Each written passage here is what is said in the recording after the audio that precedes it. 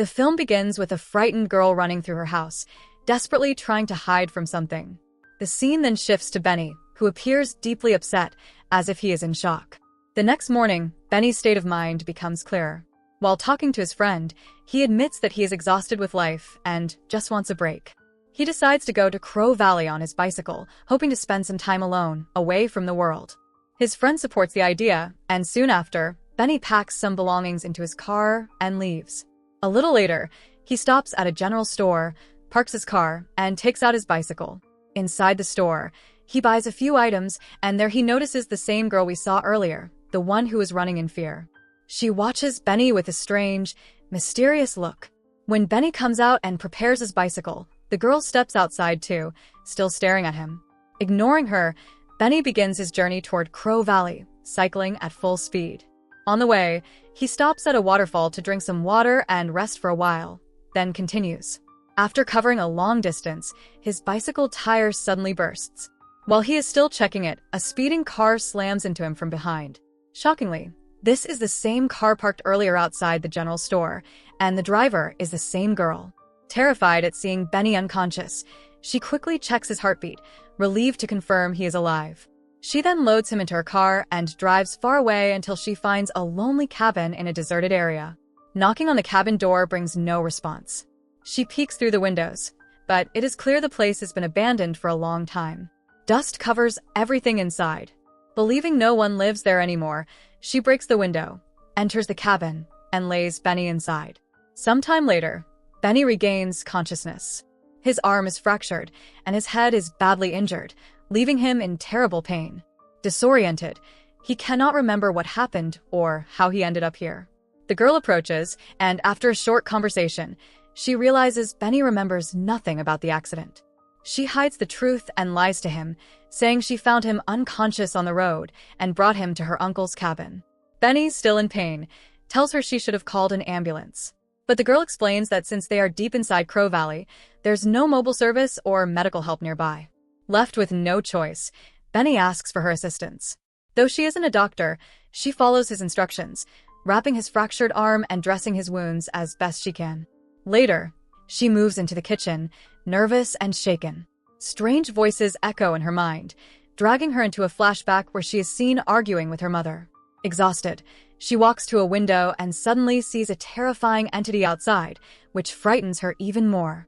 The scene shifts back to the present, where she begins cooking. Meanwhile, Benny asks for her name, and she introduces herself as Greta. Embarrassed by how much she is doing for him, Benny thanks her, but Greta brushes it off, saying it's her choice. She then serves him food. After eating, Benny insists he needs to go to the hospital. Greta replies that the hospital is very far, and she doesn't even have her own car, claiming she had to get help from someone else to bring him here.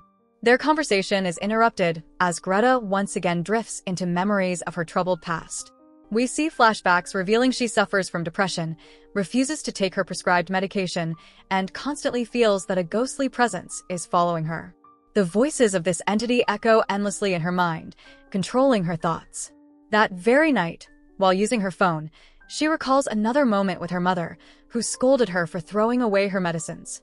Greta had lied then, saying she took them daily. Back in the present, the same sinister voices overwhelm her again, now urging her to kill Benny. Consumed by these whispers, Greta picks up a knife from the kitchen and slowly heads toward Benny's room.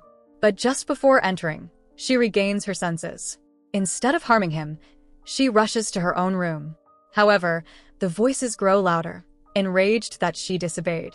Overwhelmed, Greta hides her face in a pillow, screaming in desperation as she tries to block them out, but the voices refuse to stop. The next morning, Benny sets out, hoping to either find a nearby clinic for treatment or catch a ride. Exhausted from walking, he stops under a tree to rest. Suddenly, he spots a car deep inside the forest. Rushing back, he tells Greta about it. She pretends to be surprised, though we already know the car belongs to her. Benny begins to suspect she is lying. Sensing his doubt, Greta returns to the house. Meanwhile, Benny searches her room and finds the car keys hidden in a drawer. At that same moment, Greta is outside trying to calm the voices tormenting her mind. When she notices Benny heading toward the car, she panics.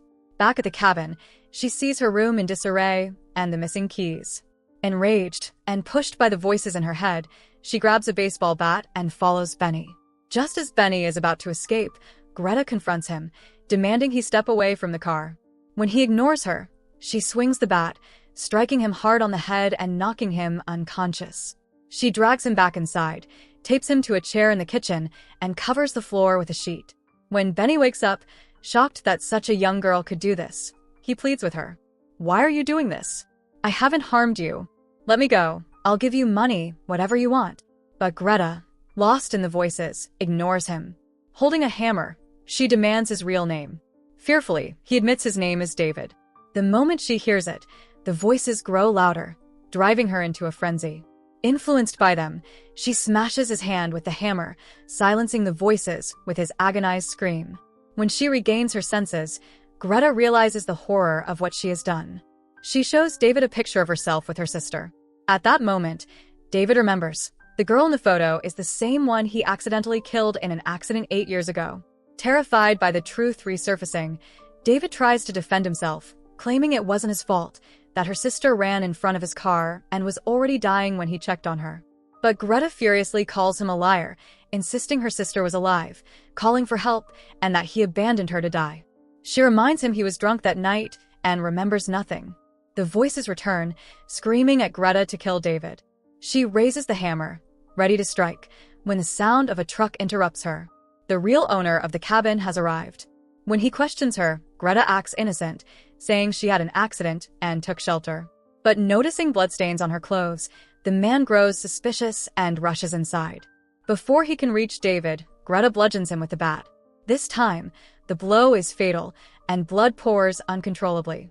Shocked at her own actions, Greta tries to stop the bleeding, but it's too late. Crushed by guilt, she collapses in grief, clutching her sister's picture. Meanwhile, David seizes his chance. He throws himself onto a knife in the kitchen, cuts himself free, and grabs the car keys. He rushes outside, but the car refuses to start. Hearing noises, Greta realizes he has escaped and races toward him. David flees into the forest, hiding beneath a tree trunk as Greta desperately searches. In hiding, David recalls the night of the accident. How, drunk and terrified of police, he left Greta's injured sister to die instead of helping her. The guilt haunts him even now.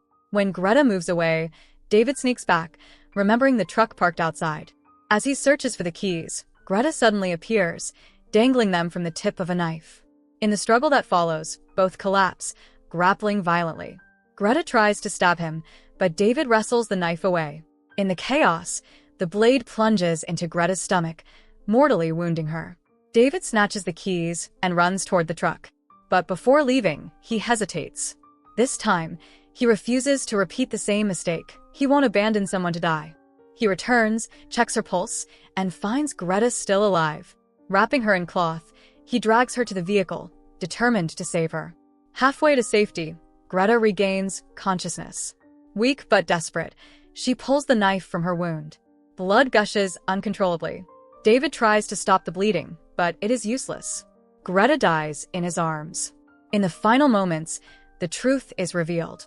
Greta's torment, the voices she heard, and the entity haunting her were all tied to her sister's spirit, pushing her toward revenge. With Greta's death, the ghost manifests before David, leaving him shattered. The movie ends here. So that's it. Hope you enjoy the story. Subscribe and press the bell icon for more videos.